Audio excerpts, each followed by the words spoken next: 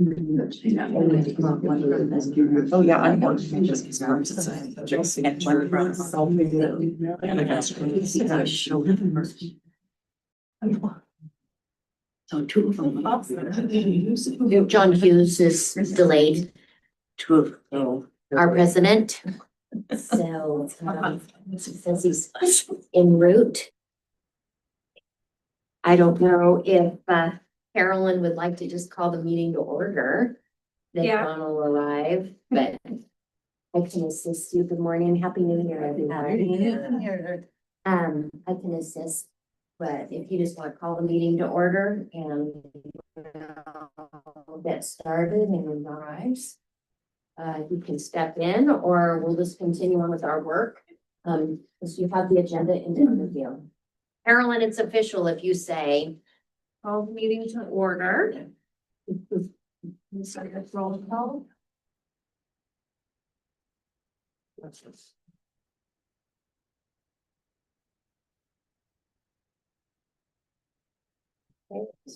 Elise Whitney's. Annie Bate. Here.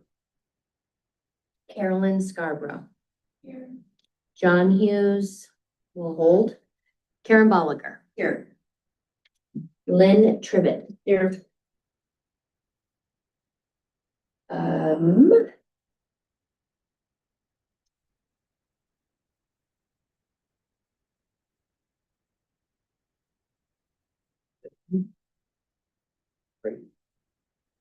Catherine Murray.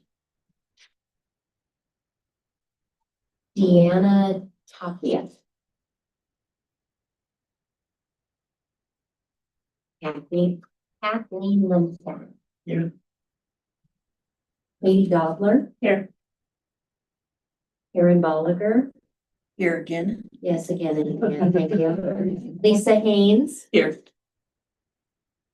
Lorinda Knight.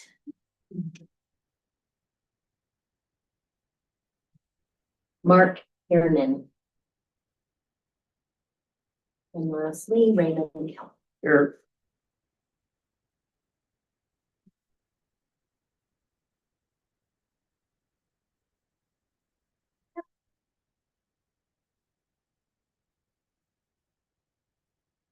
Good. And present. Thank you.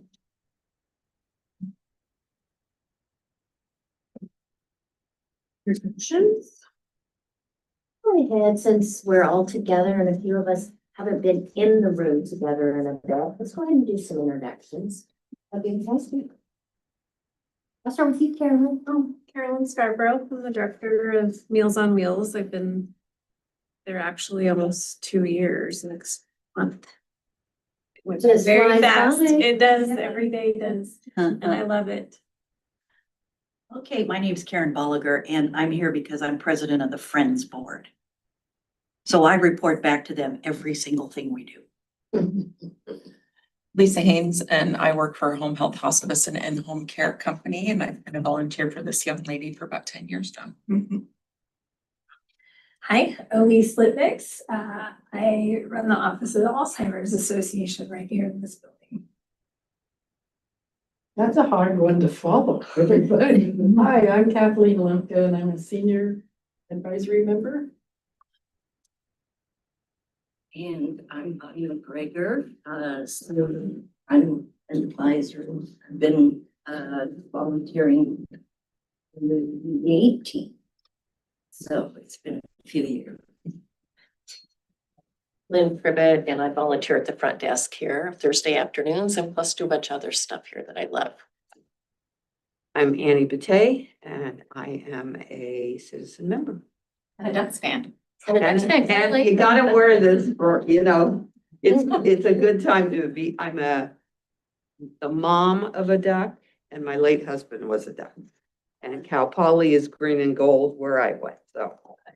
All good. Colors are right. If it walks like a duck, quacks like a duck, what is it? It must be a duck. Must be a duck.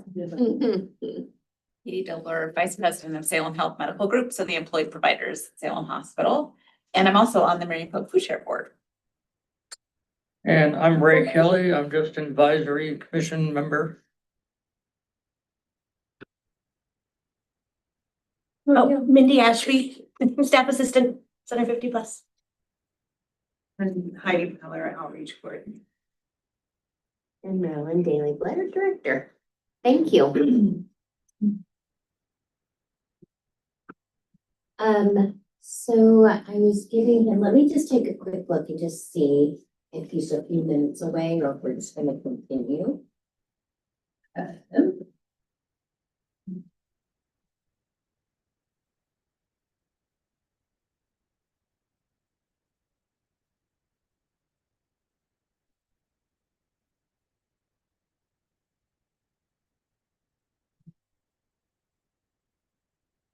Thanks. So we'll continue. Sorry. All right, I'm just gonna share with you right now, because I didn't see. Do you have the new roster? Yes, I do. Okay, Do you make go grab it? will you grab that and then make copies, Yep. whatever you have? Yep. Okay, thank you. So next is the approval or additions or deletions to the agenda. Is anybody opposed to the agenda as written? Speak now or forever hold your peace. So I just have a question. Last time we talked about, at some point we do officer elections. When is Mhm. that? Usually we do it in December, January. Okay. I think that, we could put that on our agenda for next time. Okay. There's not an urgency in terms of, I haven't had anyone solicit with demand That. wanting to be it immediately, so, but thank you for keeping it on our radar. Okay, thank you. I have public comment. I'm hoping people have some public comment to give us a little more juice to our meeting this morning. Anybody have any newsy things you'd like to share? Marilyn, any newsy stuff? Not entirely. Anything special during the holidays that you want to share that you did or That I did. that the center did? Like that Meals on Wheels did? We just did our Christmas dinner, Thanksgiving dinner, the special dinner made in the dining room. So we sent that out as our meal to this turkey dinner and the staff got here at 3 o'clock in the morning to make Oh, the gosh. turkeys. Oh. That's what they do every year. It's pretty. Well, I just want to say thank you because on Christmas Eve, it was your crew, Destiny and Jeffrey, who made the soup and they were here wee in the morning. Making homemade clam chowder and homemade chicken noodle soup. Wow. And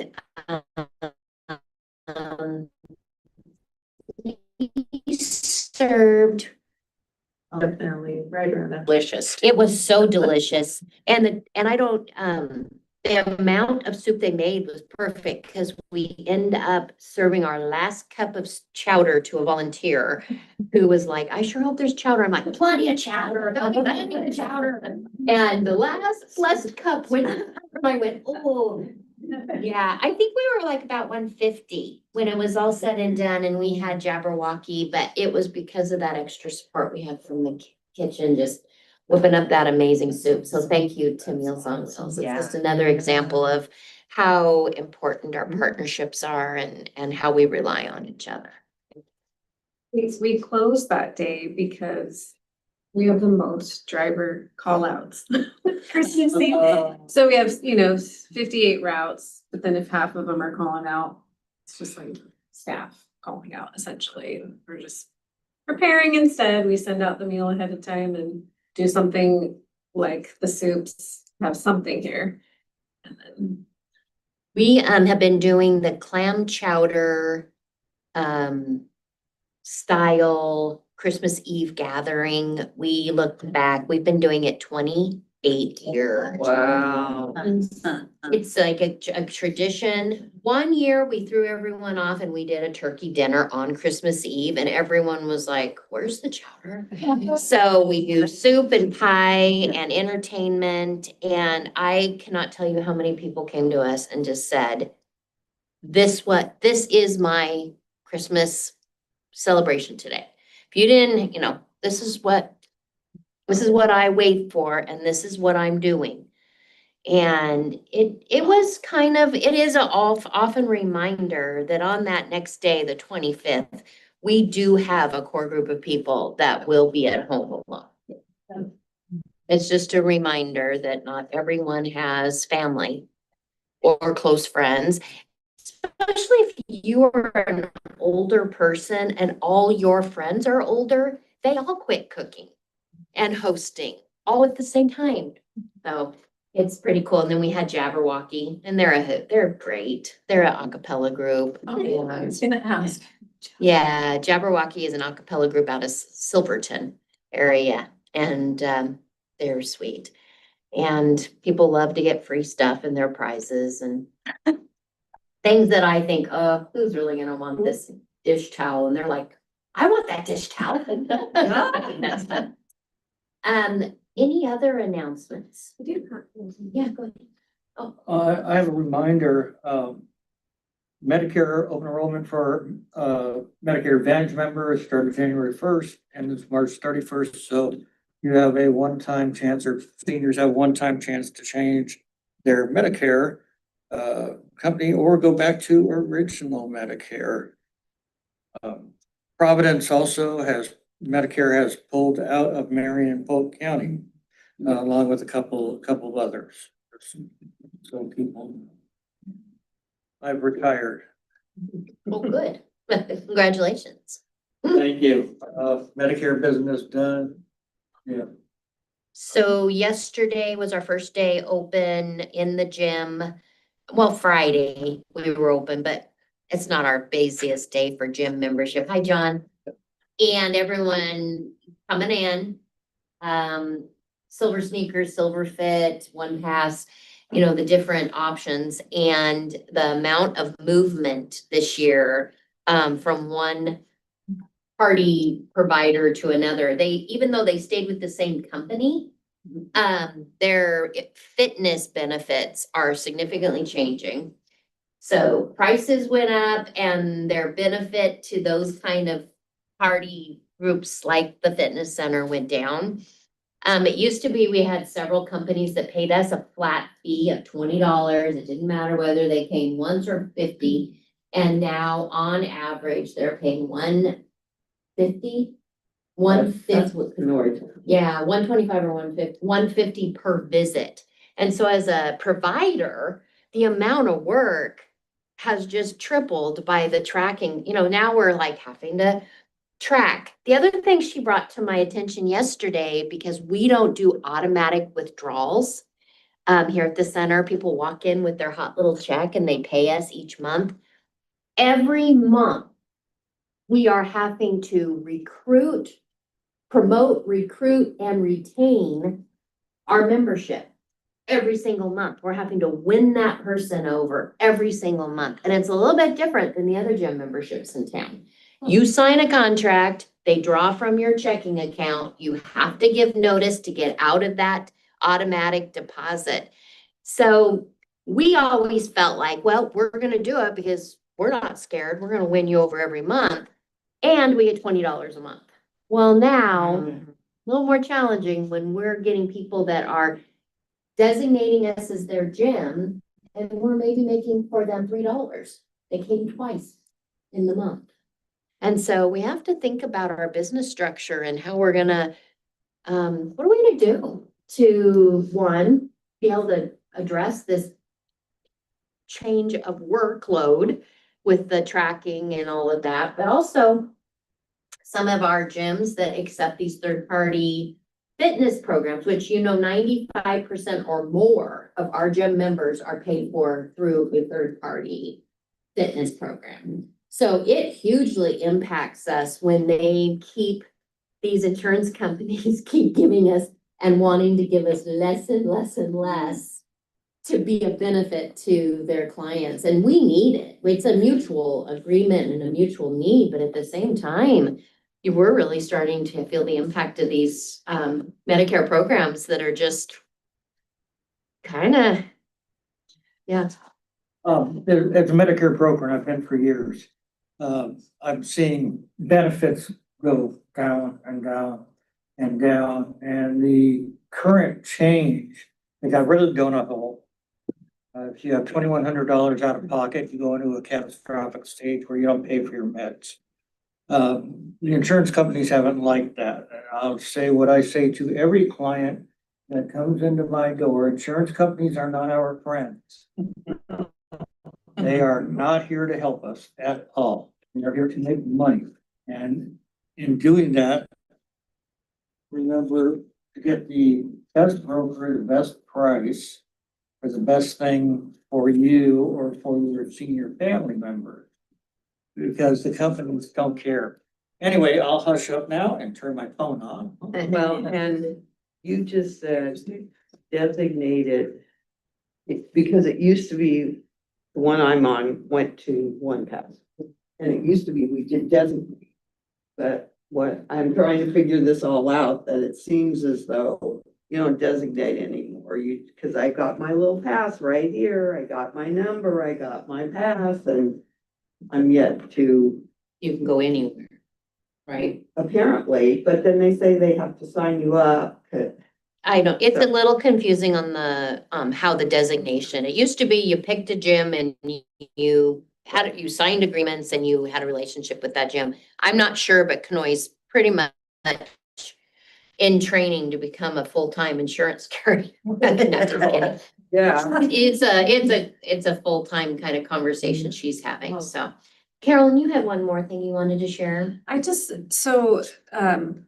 Northwest Senior Disability Services, they reached out to us wanting to do the nutrition program, wanting to do something for our clients or get more outreach for some kind of food benefit. And they were able to get Trio, who we do a huge portion of the work for them in this area, but they have all these outskirts places, and Northwest runs those Meals on Wheels programs.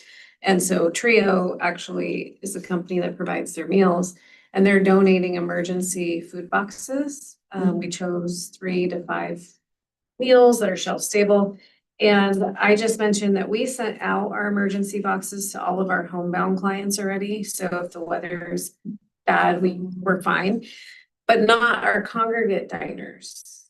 They don't get anything to take home. Like, what if this is their only meal for the day or the place they go, but they don't have emergency food when the weather's bad and they can't come in? So the 22nd, we're going, which is a bingo day. So we chose that day because both sides are open. More people show up that day. We usually have sometimes 35 to 40 more people for lunch. And we're gonna bring in all the boxes and hand them out to everybody in congregating. So it's just a box like this, and it's just emergency food supply if, something happens. Last year, we had to shut down for 2 days because of the ice, but we pre-planned and sent out meals ahead of time and had emergency boxes. But this is for the benefit of congregate diners. And then we're also going to be able to send those boxes down to the South Senior Center for those clients as well. And they don't have to be clients to get a box. If people just come in like they're normal, they do other things here, the box is available. So. Can I say something? I'm a recipient of Meals on Wheels. Cannot tell you how much it's appreciated. And my husband's disabled, so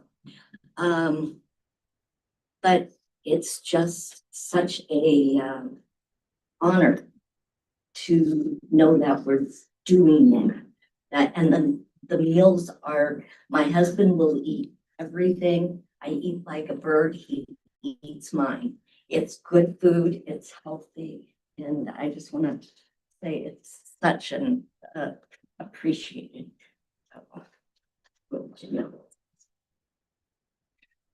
I hope this isn't okay for an announcement. So I have completed my master's degree in psychology. My focus was in life coaching and geropsychology.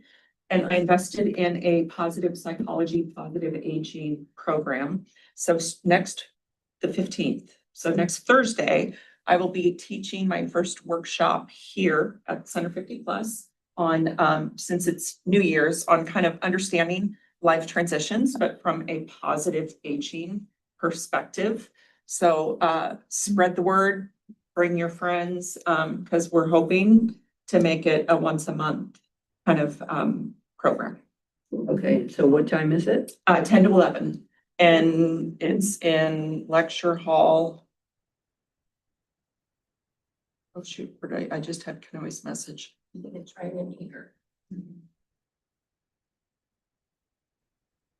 Just in our lecture halls, what she said, so right here, okay. So I'm hoping to pack the room because I'm really excited about it. My philosophy and how I will start every single workshop is I want it to be interactive, and I'm gonna ask everybody to just kind of share what they are most excited about on their aging journey. And you can just come and sign in here, or do you pay at the front desk when you come in? Is there a charge? I don't know what Kanoe decided for the first one. Okay, so it's through the fitness center? Yes, it's through the. Oh, okay, got it. Okay. And what is the date? It's next Thursday. Thursday the 14th. Let's get just a couple more facts and hop on and do a live on Facebook before you leave today and put that up. Okay.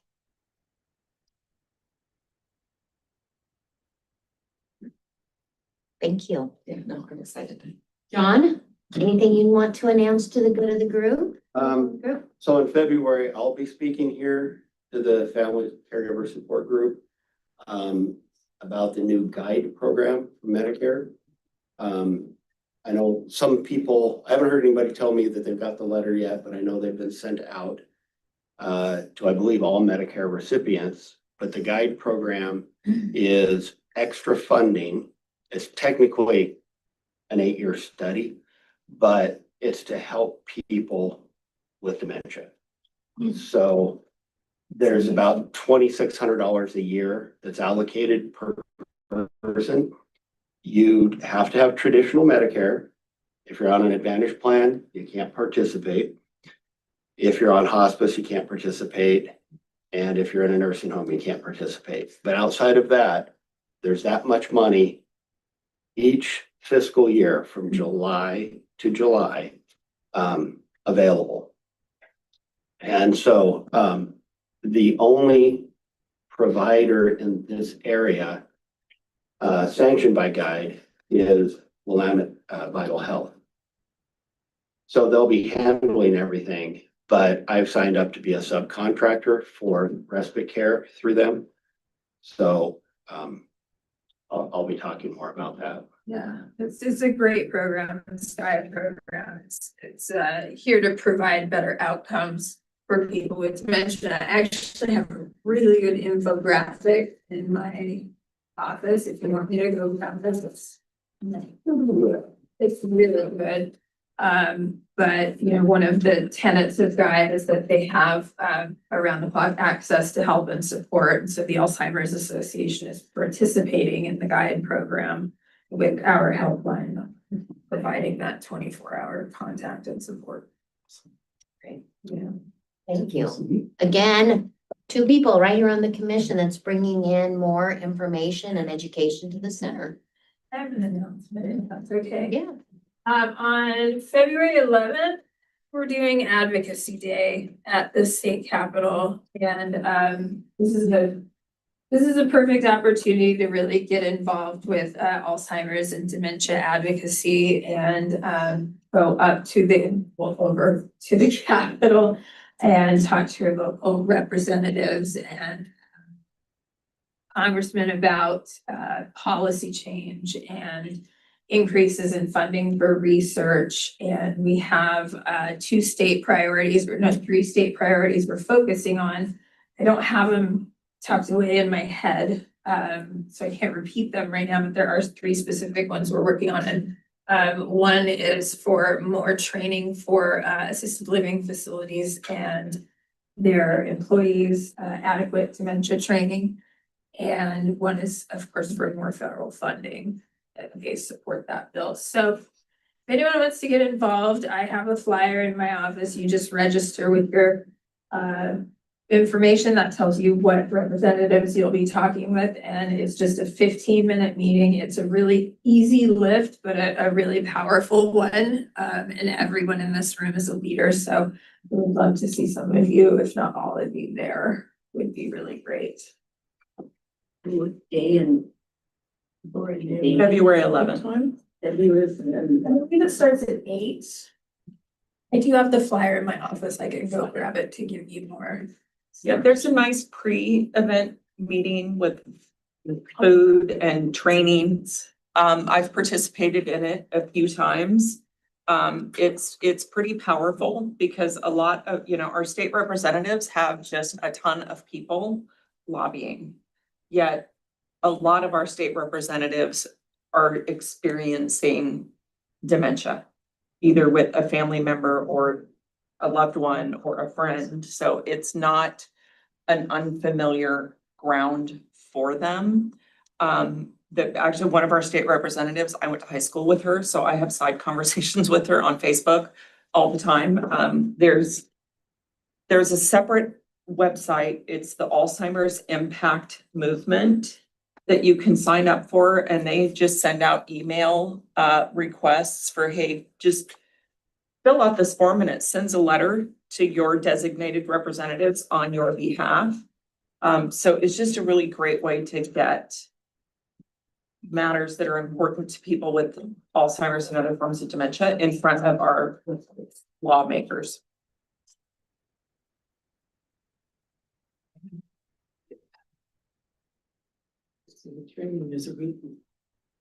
Yeah, it's a virtual training. So what? No, it's based on the relocation. It's based on the. So it's a day long. Yeah, it's all day, but your meetings are sporadic. So the event, the training is like a week before and it's virtual, but on the event day, we'll all meet in one room and then you'll have a meeting at maybe 10:30 or 1:45 or both, and then you're free to wander around in between and after and stuff. So yeah, it's kind of fun wandering around. It is. I'm sure in the training they address where you're gonna park. Yes, we actually meet at the library across the street from the Capitol, and there's parking. Is there parking there? Yes, I will make sure we address that.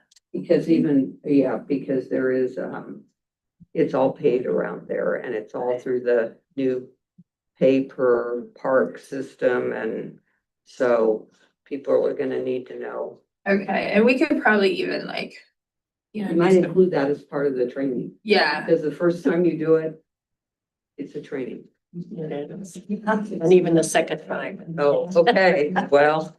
Yeah, I'm writing that down right now, Annie, so I'll make sure And they that need Jenna. to- Well, and part of, it's the little detail. They need to know before they pull in and go to the site, they need to write down their license plate number because that's how you do it. Okay, Download the app. Beep, beep. Well, Okay. if you want to do an app, but it'll take money, but you won't want to probably put in money for a number of hours. that- right. License plate. Okay, good information. Have a Thank credit you. card or the app or whatever. If you do use the app, it's called Beep Beep. Beep. Beep, beep, like a horn, beep, beep. Yes. Okay. I fully support our need to keep our parking garages open and have a revenue source. It's just a whole learning piece to be able to do it. Well, I found it so awesome because I don't have to go back to my car to increase my time. I just go to my phone. Yes. Yeah, I hate it because it doesn't allow you to, like in Portland, you can do like 10-minute increments, and here it's like 30 minutes and then they charge you a processing fee. Yep. Every time you upgrade it too. I don't know, I've never stayed longer than my time, but Yeah, it's like 50 cents if you extend your time. It's kind of ridiculous, but that's just my opinion. I was a little surprised. I went to Hood River. They have all downtown parking in Little Town of Hood River. That's just like common practice. I didn't even know that that's kind of the direction. But I didn't know, I don't think I've ever been charged a fee. I put, $1.87 or something like that. oh, I said, I put in $1.50 and it billed my My If debit you card is extend your time $1.50. though, Uh, there's a separate fee. Oh, I think if you use the app, there's a fee. I don't know. I don't, but it's. If you have to use a credit It's a card, donation, there's I a guess. fee. If you use a debit card, there is not. yeah, I didn't notice. I just liked sitting in my sweet little rainy inside a restaurant when it was raining outside and I was like, you know what? I think I'm gonna just spill my soda one more time and sit here while it rains and I just go. It's like, wow. All right. Well, let's move. Thank you, everyone. Great stuff. Katie, I'm gonna turn it over to you just to give us a reminder of what we're working on. This is which is our strategic future planning team update. Yeah, so Marilyn and I have been meeting on a regular basis. We had some blips on the holiday and we've had John join us as well.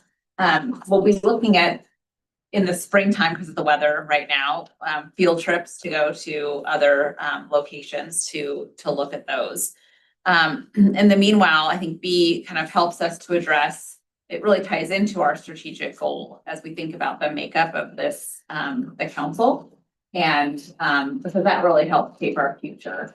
So again, we've been meeting on a regular basis and we'll also be, as part of this next conversation, talking about how do we, as a next step to the strategic work, bring in partners to get their input on the strategic plan. So it's kind of twofold today. We, the Mayor Commission Appointment Committee is looking at all commissions, which they have under Salem Revised Code, and they've asked us for input on what you want to see for us. And what came to mind to me is some buckets of kind of things we need to talk about, which is one, we identified partners, both as a collaborative or as a strategic goal. Collaboration is a strategic goal. And we say that the senior center will continue as a leading edge collaborative model where partners equally participate and take risks to meet the needs of our community and the 50+ population. That language was very specifically put in years ago because we had kind of a culture of everybody hitching themselves to our wagon, and we kind of were pulling them up the hill financially, operationally. There was a time where apparently the Salem Senior Center was their role, was just everybody could be here for free. We would basically support their organizations financially and all of these kind of things. Well, there became a time where the center just wasn't in that position anymore. So the commission at the time said, you know what?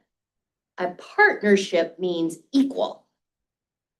And we need to seek partnerships where not only are we all reaping some benefit, but we're also equally accepting risk. We had a couple of partnerships that whenever their revenue would go down, we'd say, that's okay, we'll pick up the thing, we'll pick it up. That isn't an equal risk. When you go into a partnership and the center would take on that burden, so the commission at that time put that language in there very specifically, saying, you know what, we're gonna be partners, we're gonna be in this together. We're gonna have risk equally, and we're gonna have benefit equally. And so when we're thinking of what is a partnership, that came up, right? And so I thought I'd put these on paper and then I'll let Katie keep the conversation going, but I thought that we could help by helping us come up with language of what is a partner? What is a partner? Right now, we just say includes futuristic partners to move the center's mission forward. Build partnerships which allow senior center programs and services to be strategically located throughout the community. Senior center finances become more stable utilizing the Friends organization. So we do call out our collaborative partnership of Friends. But beyond that, as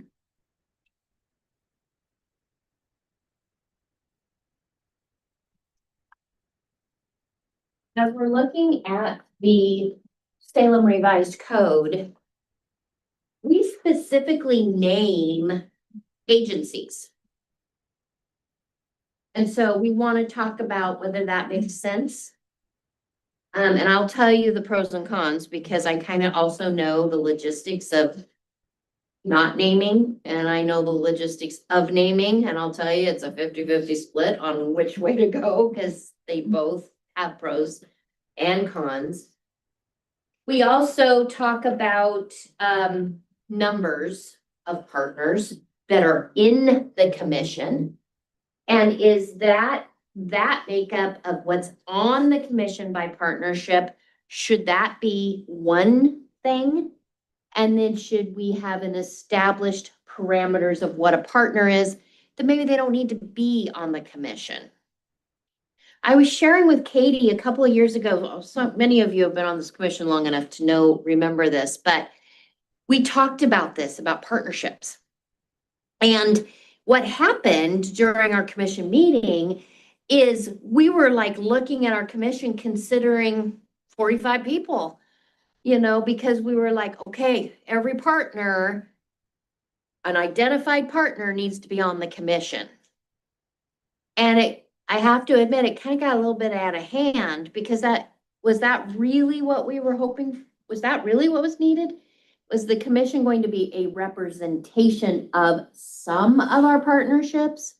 And then the focus of partnerships could be a core value, but they don't have to be on the commission. It's just, we've identified what a partner is, and we're building that list of partnerships that we want to explore for the center. But does that mean they have to be on the commission?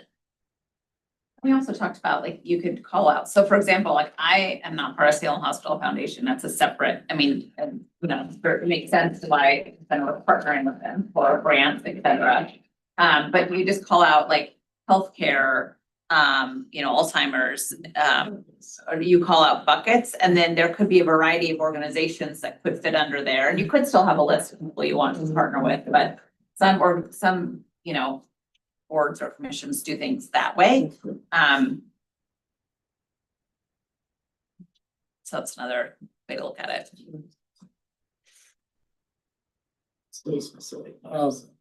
Piggybacking on what she said, having a little experience in this, not much. In my opinion, keeping the categories broad allows flexibility within the categories. Instead of naming, there are 15, 16 that I read in the code. And if you restrict yourself to those individual things or those individual entities, there's no flexibility. If we use a broad-based heading, then we have a lot of flexibility. And anyway, for what it's worth. Yeah, that is one of the conversations is, okay, if we have categories, that allows us to change our minds and move. Mhm. So the way revised code is, though, if we don't name the agency and hold a position for that agency, every time that person leaves that position, a staff person leaves that position, that we can't just have them plug another member in from that agency. And so they have term limits, just like the other members. So every 2 years, that agency will have to submit a new name and apply, just like every other member. Where right now, we have a designated agency. So if Lise, for example, if Lise changes positions, her executive director can decide what staff person is going to fill into that spot. But and that will never end. We'll always have the continuity of that agency. If we go with this other category kind of concept, it means that every time that person leaves, the position starts over and we have to get a new agency, or that agency has to reapply with a new name. And I don't know how long it took all of you, but like when I applied for this, it was like almost a year that it took the mayor to fill out. A really long time. Oh, mine was 4 months. So it's hit and miss. I mean, the process of getting on the commission, it can be, oh, I applied yesterday and I'm on a month later, or it can be, I applied It's like 8 months or so. 8 months. And so, and that's not we don't have a lot of influence on that, but we can report it. We can keep Right. saying, hey, the experience is not awesome. For me, the organization that I work for is not specifically involved in this. So I don't generally announce who I work for.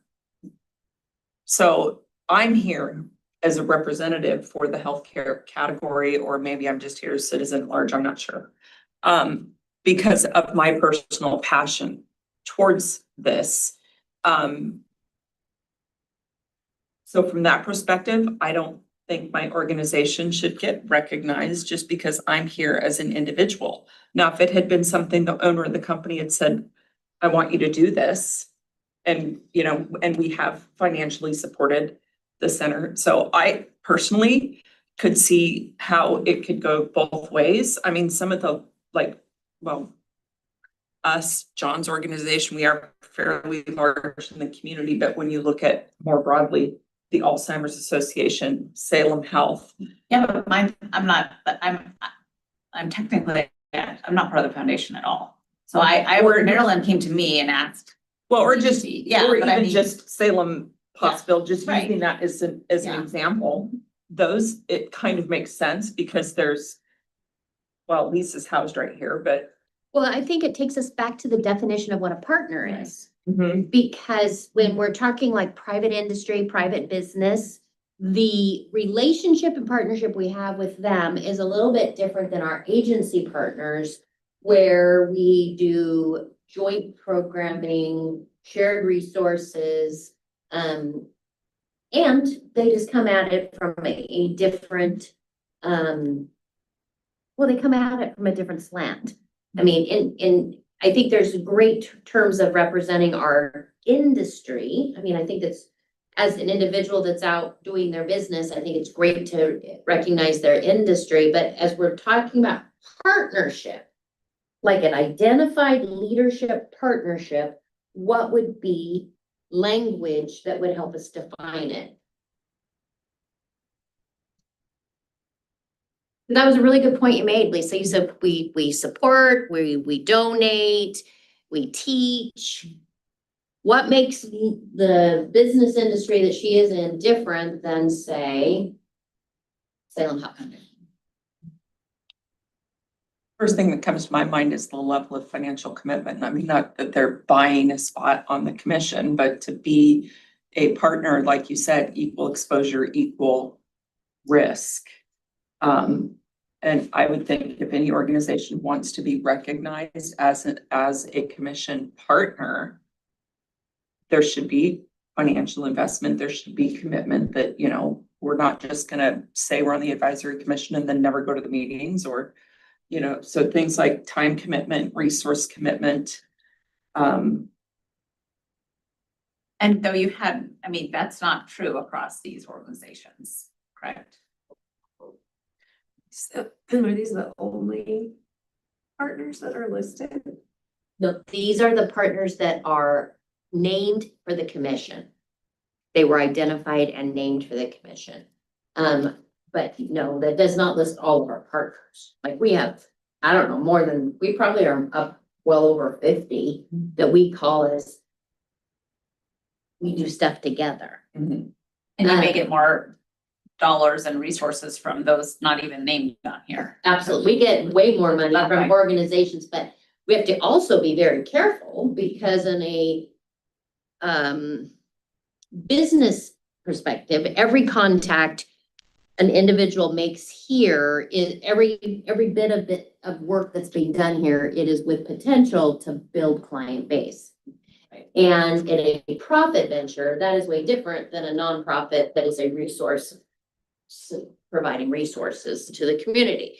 So we have to be very careful because there are many like businesses in town. And if one person gets an appointment because their application got picked up, should they have that perk? Is that ethically correct if they have a perk over another because they've been given membership to this commission? And so I totally see you as, and even John and others here, I see you as a concerned citizen with an expertise in a specific field that you share. I don't see you as, I'm here representing John Hughes, executive director from your company. I see you as, I know a lot about this industry. I am in touch with senior concerns and issues because of my training and my experience in the work I do. And that's the expertise I'm bringing to the table. Like me, I'm not here as Karen Bolliger. I'm here only as the president of the Friends Board. So my input and my focus would always be with the Friends Board. And I'm noting here in the annotation, 2000 was when they designated these particular, or maybe. We updated, we did an update and changed to some categories in here. A little bit later than that, actually. It was in this building. The original change that went to adding partnerships happened in 2000.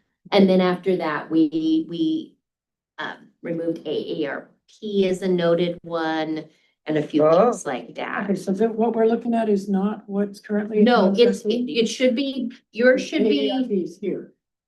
This was the attachment. Oh, because I was curious what revision this was or the date it was revised. so on mine there, they have a line out. Mine says that the change that happened was,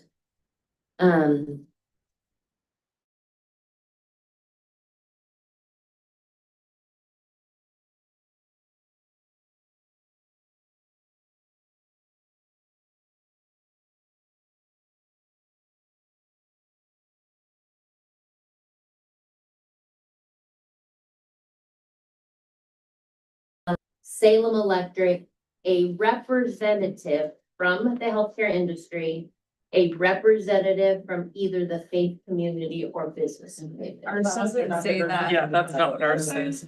So like, yeah, Those are already. Maryland, there's Excuse me. Salem Senior Center, Salem Hospital Foundation, Retired Senior Volunteers Program, Townhouse Inc., I don't even know what that is. That's, isn't that, Alzheimer's Association, Chamber of Commerce, AARP, and Salem Electric. But we don't have that revised. Cause for me and my understanding of like the ethics involved with being on an advisory commission, I need that. I personally like the thought of anybody that's gonna be a partner on the commission, having them be a nonprofit or some type of agency as opposed to private business. I'm gonna go make you a copy. Mine has a, has. I think I have the one printed out that you attached also, and I think we all have an outdated one. Yeah, she ran down to get you the marking out. Okay. So that's just my So 2 there's cents. already wording in there. There is, or let me read it. Category Oh, thereof is already in there. Yeah, it is specifically named, Then, the ones I just listed, okay. and then 2 broad categories Good. were added, healthcare and or business. And so there was those, and faith community. So faith community and or healthcare and business community. So there was 3. The reason they changed it is that when we updated the thing in not that long ago, we had a committee that worked on this. They changed it because Chamber of Commerce was on the list. yes, And we wanted representation from the business community, but we were having trouble getting the chamber to commit to a leader. or a representative. We had Mary for many, many, many, many years, and it had no issue. And then when she left, nobody else wanted to really commit to a monthly meeting. And so we thought, well, we still needed the representation. But it still takes us back to what's nice about these identified names is if Carolyn leaves, she's not going to, but if Carolyn leaves, the next executive director would automatically make application and be on the commission, but the position would not be lost. You If we wouldn't have to wait 8 months and that kind of thing. No. It doesn't have to go through the mayor. So as a matter of fact, she can come in and be a voting member while her application is in process. It's these other outstanding positions that are a little more challenging. Like the vagueness of faith community or that means that those positions actually could change every 2 years and have a different group every 3 years. Every 3 years, they could have a new category or a new person and a new agency. Is that a bad thing though? I was gonna say, you got. Well, the other positions here though they expire. So you have half your commission that expires and you have half a commission that does not expire, that they have no end date. And the good thing we found about that is you had a foundational base of people that could carry on the work. That changing Center 50 Plus movement is slower. And so if every 3 years we're doing a complete turnover of our commission, we have lost the continuity that has moved forward. And so we found that the things kept moving forward if we had a solid base of agencies, partners that had equal investment and the opportunity, that whole concept, equal investment, a true partnership, that kind of sustained us through those changes. Sorry, I'm a mouth. Like with the faith one specifically, there's so many different belief systems and so many religions represented within our greater community. If there was a named faith partner, Willamette Valley Baptist Ministers Church, they're going to bring a perspective of their faith denomination. Yet the Islamic Society of Salem maybe wouldn't be. So the way it reads to me is the broad categories that there are the last two holding positions, those change. Okay. That's what I am hearing, and that the ones that are named by specific name, Marion Pope Chair, Alzheimer's Association, those don't. Sure, I guess And so the question is just, do we have the right ones named? okay. And of those other ones of the those two categories, do they make sense to just have that kind of good flow of representation from those categories? Okay. So that when they have criteria, because the second part of the criteria is based on age and an effort to have fair representation from all wards. Oh, interesting. Oh. So it's like geographically, are we representing them, and age-wise, are we representing? So this is like a third little category that's saying, here's another set of criteria we can use in the placement of people here. Gotcha. So I had a quick question. And because you repeated it in the new ones as well. Salem Electric is still named and I know. still listed. But why did they get picked and not be a utility where Northwest Natural or PGE? Because Salem Electric has a heating and assistance program that is more in depth than the straight heating voucher program. They had case managers and had the largest disabled and senior service heating assistance dollar figure for our community. And do they still have? Are they And they still do that, but they don't have a designated case manager, not But since do they have mid-COVID. someone, do they have someone participating on the council? Not at this, Commission? no, but at the time that we redid this, they had been our last three presidents. Okay. So they had a very, very different role and responsibility Gotcha. and saw themselves as a leader in that category and were intertwined. So I'll ask my question now. Mhm. So there is a criteria for what is partner out there already that determined what you just spoke about with Salem Electric? Is it out there that there's a criteria written? The criteria Partner?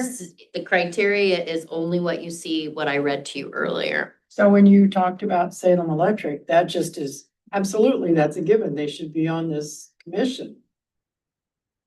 But what if But- somebody challenged you on that? If there's not a document as such that is marked for. And I will tell you, you do not have to have set in stone criteria Okay. but for what you'd identify as a partner, because that does give you ebb and flow. Yes, that's right. It does give you the opportunity to say, look at, Salem Electric hasn't been here for 5 years.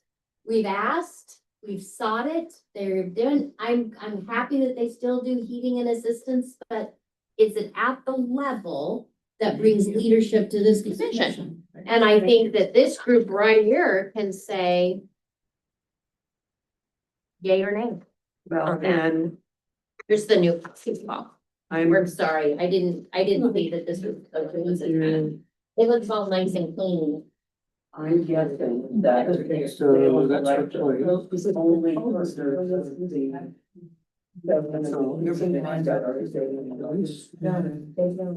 They so- serve now, Northwest Senior Disability Services. Okay. One of the things you did mention is we do look at other boards and commissions these different partners serve on. And for example, Salem Electric was and has been an ongoing member of the Northwest Senior Disability Services Board Advisory Commission. And that kind of links me to, okay, should they be on ours as well? Okay. I would say that on that one, I probably should find out if they are still going to Northwest. Well, and if it's still the policy that they are providing a program for the area, not just for their customers. Their money only goes, you have to be a customer in their area, but their information, assistance and resources, they do everywhere in Marion and Polk counties because they're not just in West Salem. They have pockets in Kaiser, they have pockets. They are not just a Right. I geographic understand. boundary. So they do a lot of service delivery and they will also give information and assistance no matter where you live if you call them. So if you're a PGE customer, Mhm. and that could be, this side of the line is PGE and this side of the line is Salem Electric, and you happen to be on this side of the line. Is this program gonna provide them service? It will not give them money. No, it will Give not, them money, but it it'll will, give them information. but they will get them to the next step of who would have the money.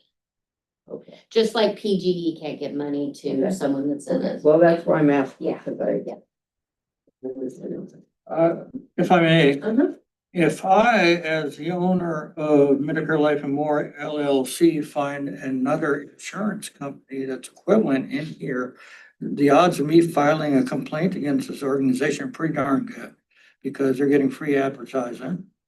They're getting free clientele that I don't get. I just want to put that out there. That's So kind of all, I will concern. just let you know, the Medicare, all businesses. Okay, all business. All businesses follow the exact same sponsorship requirements, period. There is no additional benefit to any business for being on the commission. You don't get additional advertising, you don't, it is not a part of their benefit package. We follow the exact same criteria for all business, because even if someone says, I'm in here doing education, we know that there is opportunity to get clients. So if someone comes in and uses, I'm here to just educate, we always throw back, you have to sponsor your event. you have to pay and contribute as a sponsor because you have opportunity to take advantage of our captive audience. We've spent a ton of time and money building our client base here. And every business that comes in here has to pay the exact same amount to make that contact with our captive audience. And so we have a fairness clause.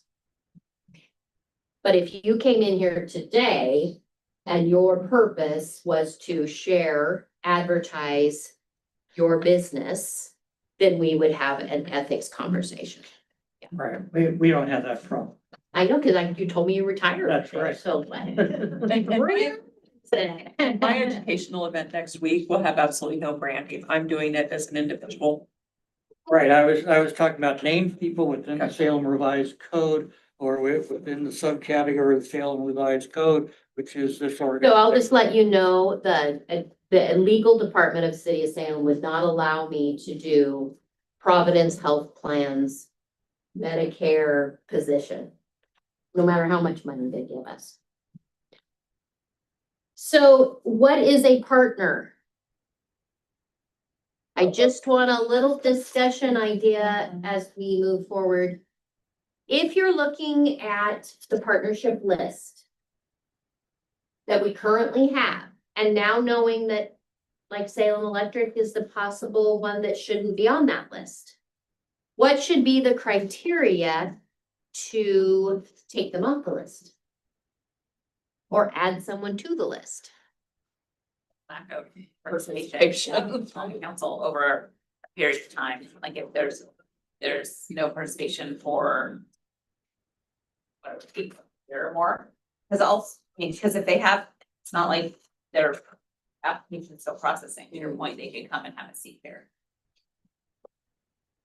You've been trying to get them to, they haven't reciprocated. If we wanted to compare the two boards, you're asked to leave the Friends Board if you miss 3 meetings that are unexcused. So that would be 3 months of non-participation. But this would be, like an individual could be asked to leave, but be removed as a partner. Because you might have like a person that's just a bad actor at a place that's representing them, and that would be unfortunate to lose the partnership if you just had an individual issue. You're right. So this is more about The partnership. agency. Yeah. And I'm wondering, what is a partner? And to me, it's somebody you can trust.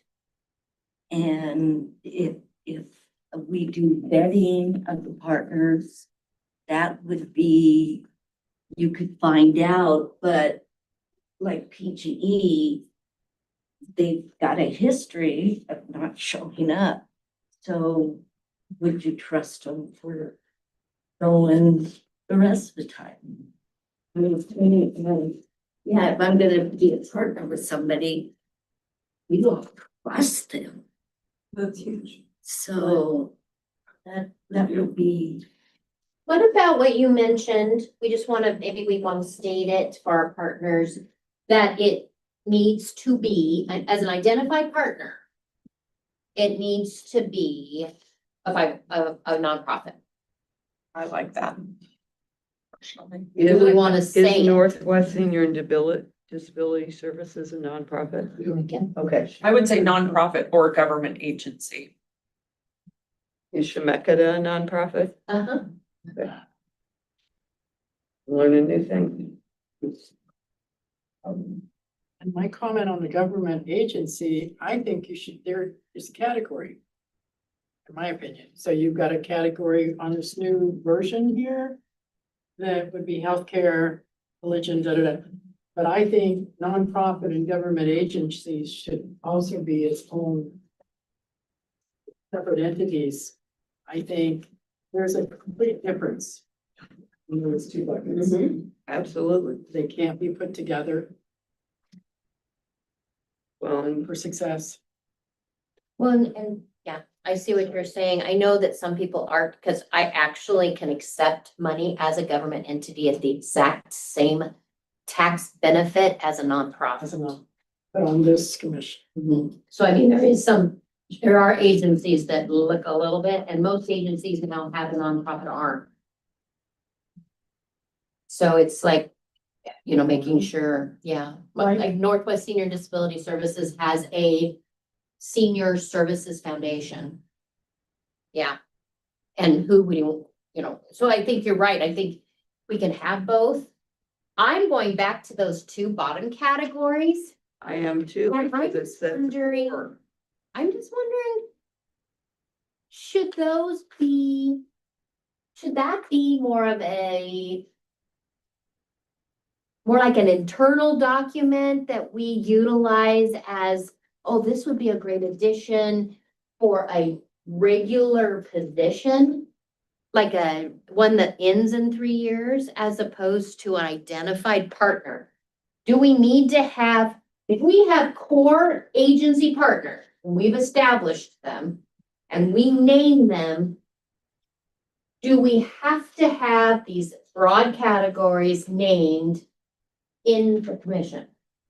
So could it be that if you didn't do that, that people could fill up the seats and then you wouldn't have it? Cause you don't have control of, like, you know, typically on a board, you have a whole sheet where you're trying to fill out different ages, different types of agencies or whatever it might be. But the board or the commission, whatever, they're controlling that because they're getting the applicants and they're saying, okay, you fit these boxes, this is great. Or you go seek them out. But then if people apply through the city and then you just get them at the end, right? I mean, you can also ask someone to go and apply, but if someone just applies and the mayor signs off, then they show up here and you have no say in it, correct? Right, the number one criteria is our age and location. And the mayor's Then- supposed to look at that. Yeah, they are supposed to And- look at that, and then from there, we could make recommendations of expertise. But I mean, once the mayor signs off, then they're part of the commission, so it's not like you can. There you is, don't have- Yeah. there is a committee, a subcommittee of counselors that I believe are 3 counselors plus the mayor that are reviewing the applications and making the recommendations of who's appointed. And then I believe it goes to council for final approval. Yeah, that is correct. And in that application, they ask them about, why would you want to be on this commission? What special skills and talents do Yeah. you bring in, or work or volunteer experience? So they use kind of that job application to determine if they're the right match. So Right, I'm just thinking if you have an internal document for this group, then how does that get to that group? It doesn't. it doesn't, Right. it would just be that we would make an effort Mhm. to recruit and send people to the committee to make application. Mhm. Majority, but this last time was not the case, but majority of the time, the applications they received came from us for recruiting. Right. We do a lot, so maybe that, it could be named, it could be a conversation with the committee that say, hey, we could really use some people that actually have some experience with older adults. You know, that could be it. Or the other is it could just be the partners that are nonprofits that we have identified because they are here and they are among us and they're a part of us. And we don't have to worry about term limits and all of that. We do not have to have 15 members. We set the number. We can make a recommendation of how many people we want. We used to have 15. When this was updated, we went down to 15. We don't have to even stick at 15. If we want to go lower, we can. And if we are not identifying partnerships like the last 2 that have 4 categories, we could reduce our number again. And that would help us on our quorum. Which I'm not seeing on here. I know it's someplace in here. For what? Under the organization. The 8 now. Yeah, See, currently 8 members Oh, right there. constitutes. Okay, because see over on this one, it said 10, that's why I was counting this. Okay, it does say here at the end, representatives from either the faith community or the business community. That's correct. I see that very different. You know, that's like, well, those are two very different things. There is an ecumenical council ministers or churches they get together that seems like, because it seems like whoever's on, would want them reporting back and letting them know what's going on. So they're not just one and thinking business, that it not just be one business that is participating, but that they are communicating that back to whether it be the Chamber of Commerce or, you know, but somehow. And the way it's defined that there is no expectation they're reporting back to anybody. Yeah. I wonder if there's 13 minutes left and we had a couple other key things like the background check, et cetera, that we wanted to talk through. Should we have people? Should we finish this topic next month? Or try and finish it and then push the other things out? Depends upon the timeliness of the other things. Yeah, so One I thing I think, forgot to mention too, that was kind of key, but we did bring the fact that we are working on the strategic plan to city council. This last, right before the holiday, so just so you're aware of that. And then Karen had a nice update as well. November 24th was, I don't know why I remember that, but that's when we were. I left, the meeting went till 1 in the morning, but Wow. They approved the report then. I mean, it's an They informational approved- report and they did not question. they're aware of. just an awareness, that was all. Got it. Yeah, so I think we should. I think we should finish this. They're wanting to know if if our committee likes the current makeup. And what I am hearing is we don't love the current makeup in its exact version. Am I wrong? I'd say you're right. And the partnerships that are identified, with the exception of Salem Electric, how do we feel about those partnerships? Now, as a committee, you know who comes to the meetings and you know who does programming in the building. So is Shemeketa still doing programming in the building? Chemeketa is not. They are not doing any programming at this time. But we are not. They're in transition as well. Sure. They're trying to figure out their current focus, and seniors have fallen off their current focus. But we feel some hope that maybe it'll be coming back. Okay. Western But it Oregon, doesn't mean we have, pardon? about Western Oregon instead of Shemeketa. You know, should we already work with them all the time? Okay. I feel like, I mean, honestly, we wouldn't even have to have Shemeketa on there. Partnerships with the universities, because we do them all now. So we got Willamette that is actually more of a partner currently than Western Oregon. So it's like we're kind of going back and forth. It's all based on the leadership at that current moment. And, Which is changing. When you look at all nonprofits kind of across the board since COVID, I hate to blame it all on COVID, but it's true. I think every nonprofit is like sitting back a little bit and going, what's our core? Who are we supporting? Which direction are we going? We can't get volunteers. And I think that is across the board. And I don't think the shakeup is done yet. I think it's gonna take a few more years for everybody to actually be able to sit down and know what their core is once again.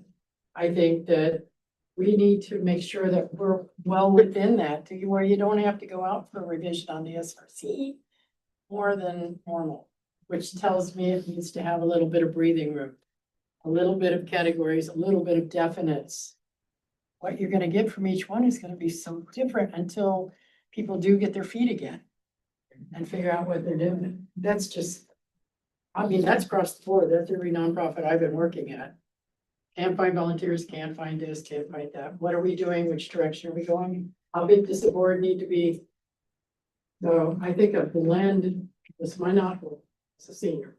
I think a blend is really important for this commission and for this center to go forward. you look at it again next year, because it's changing. It's not what it was 5 years ago, 10 years ago, it's so different.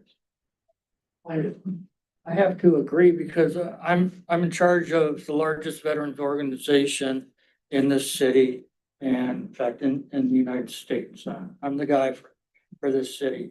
And there's two things that are going on, what you're saying, and it is tough, really tough. Secondarily, there is a definitive difference between the way younger people see the world and the way. Absolutely. The split is about 1972 to 74. If you graduate high school in that area, in that era, you think completely different. We think completely different than the people afterwards. Absolutely. So in recruiting the younger people, like those three back there, that is tough because they don't see the benefit to them. And as veterans deal with all kinds of veterans, 74%, by the way, of veteran organizations are Vietnam veterans. I'm not afterwards, but 74%. That is not a sustainable number for a nonprofit or for anything.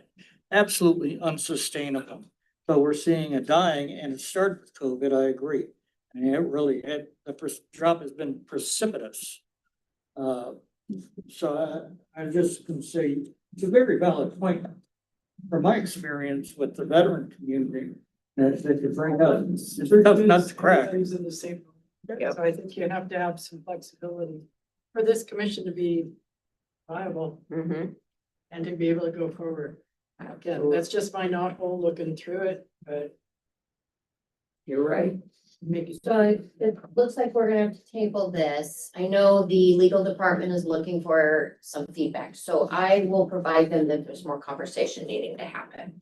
One thing, though, I do want to bring to you as, and I don't think it's gonna be a challenge for us, but you can decide. Currently, it does not list that they must complete a criminal background check to be on our advisory commission.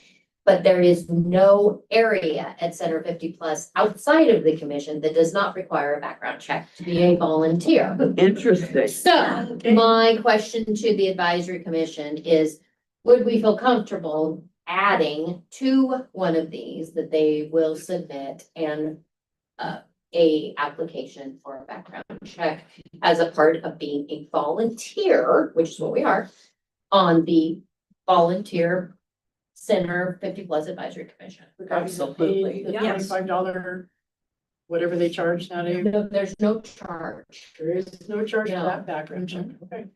Absolutely. Standard background check as a part of our as a part of our plan. Yeah. I think so, but I should take a vote on that. Yes, I think so. I move that we vote on having a background check included in the application process.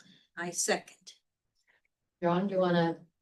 For the vote. Okay, Call for the wait, vote? wait, Oh. wait. We just voted to vote. We didn't vote to approve. That's right. So We we have a are. motion and Motion on the table to require a background check for all individuals appointed to the Center 50+ Commission. And be added to SRC Oh, code. the SRC, that's right. So as amended. Anyone else? And I would just amend and add You have a second. as a consistency point with all our other volunteers as well. I second. So there's a motion on the floor. Moved and Seconded by Katie. Yeah. And John, And you you need to take second a all vote. of the amendments too? So now can we take a vote? Yeah, Did you we say all second? in favor. All in favor? Aye. so Annie has a question. She wants a clarification on if that includes the amendment, which is said it would be put in the bylaws or the SRC code. So that your second included the main Correct, yes, motion and yes, both second. yes, Amendments, yes. okay. It's just good to have Yeah, that in case anybody questions it later. So it's been moved and seconded and all, and voted on. Any opposed? Anybody opposed? Opposed? Motion passes. One thing. So we're gonna put that on, Have input that we're not saying yes yet. that's We correct. have more This is just- representation. So that is input to them. That's So as you take the correct copy home with you, Yeah. please take it home and let's take this back. Let's do this next time again. And the thing that I want you to think about is 15 people, quorum. Is that number necessary? And do we name partners, new partners? Do we like a criteria for what a partner is? And is it going to include nonprofit, mutual benefit, and a commitment level? And what would the commitment level look like? So let's talk about that next time. And the step off also, Yeah. because I think that's very important. We don't show for, or that representation is not there for free meetings. There's a step off that, how do we deal with that? If this, then we go back to the agency or you open it up. We don't have that in here. So let's talk about that next time. The other one is, from the very beginning, I said, by being on the commission, when we name people by name in the commission, that does not mean that we can't create that long list of sponsors, partners, possible partners to invite into a conversation to help us with our strategic planning and committee work and stuff moving forward. So I know that we are trying to create a stakeholder meeting. We're trying to have a stakeholder meeting to ask some questions, have some community conversation in regards to the strategic planning process. So think about, and I'll provide you the list of our current partners by name, so you'll know what businesses, what agencies. We'll send that to you so you can take a look at it, bring that back, because I know next time we really do want to set a date. Is that right, Katie? We're trying to set a date, but we decided we were going to do it. We're gonna try and do that today. We can do that next time. Setting a date for to come in. Lastly, I know you have to march out, but I have just a couple of introductions I wanted to make. We have hired another part-time volunteer coordinator. Y'all know Jasmine is here. She's been here for a couple of years now. And she's our volunteer coordinator, and she's designated to kind of oversee all volunteer management and a focus on inside the building. All the goody stuff that goes on in the inside of the building. Now we have added what we call our outreach volunteer coordinator, and that means everything outside of the building. And I'd like Chris to introduce himself briefly. He joined us a couple weeks ago now, right before the holiday. The best time to be here is because we're just so much fun. But go ahead and introduce yourself, Chris. Hi, I'm Chris Aquera. I've been an educator for 30-ish years and very excited to be in this role as volunteer coordinator. I do have my CDL, so I did get to drive the carolers around. That was very fun. Welcome, Chris. Welcome. So some areas you're gonna really hear him talking about is The kitchen connection, the Fix It Brigade, recruiting and the retention of volunteers. yeah. So Fix It Brigade and our outreach to our mobile home parks is a big part of our initiative this year, both education as well as community service project days, as well as one-on-one assistance for people remaining in their homes as long as possible and keeping up with those tasks. There's a lot of challenges, especially in mobile home parks, but beyond that. And so with his education background, I think we're going to train people how to help their neighbors better, because that's what we do here is we recruit more volunteers to help more people. So welcome. We're so excited. So excited. And Jasmine, briefly give us what your next training is on. Yes, our next training is actually, we worked on a couple of virtual trainings, so our volunteers can watch those masks that went over. So they'll be on safety as well as customer service. And so we are also going to do more continuous training opportunities that have a virtual aspect as well. So some might be like Zoom, so we could kind of collaborate, while others will just be you can watch on your own time or kind of index them so you can go back and refer to them if needed. Pretty cool. People are able to click on a thing and watch our trainings at any time, which would be so awesome. Heidi, do you have, I know they're zipping out, but can you give us just a quick? Sure. So, the last time I came and shared our numbers, I think that this mobile home park outreach has been so exciting. We have some new numbers for you. In December, we visited 5 of our mobile manufactured home parks. We'll add 2 more in January. And we visited 3 of our housing authority apartments for older adults, as well as the 11 cottages at Cottages United for a flyby. So we served 150 meals. We have reached since September 1,000